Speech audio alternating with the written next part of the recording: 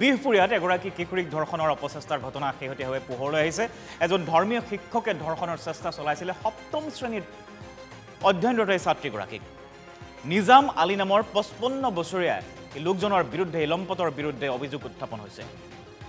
এই নিজাম আলীৰ পত্নীৰ ওচৰত কোৰাণৰ শিক্ষা ল'বলৈ গৈছিল কিশোৰীগৰাকী, কিন্তু সেই কিশোৰীগৰাকীকে ধৰ্ষণৰ চেষ্টা চলায় নিজামে। আৰক্ষীয়ে ইতিমধ্যে নিজামুদ্দিন ওৰফে নিজাম আলীক কৰায়ত্ব কৰিবলৈ সক্ষম হৈছে। আমি পুনৰবাৰ জনাইছোঁ, এটাৰ পিছত আনতকৈ এনেধৰণৰ কাণ্ড পোহৰলৈ আহিবলৈ ধৰিছে আৰু এইবাৰ বিহপুৰীয়াৰ এই ঘটনাৰ কথা পোহৰলৈ আহিছে। এগৰাকী ধৰ্মীয় শিক্ষকে এই কাণ্ড সংঘটিত কৰিছে। এগৰাকী কিশোৰীক ধৰ্ষণৰ অপচেষ্টা চলাইছে ধৰ্মীয় শিক্ষকজনে আৰু এই অভিযুক্ত শিক্ষকজনৰ নাম নিজামুদ্দিন আলী বুলি জানিব পৰা গৈছে, ওৰফে নিজাম আলী।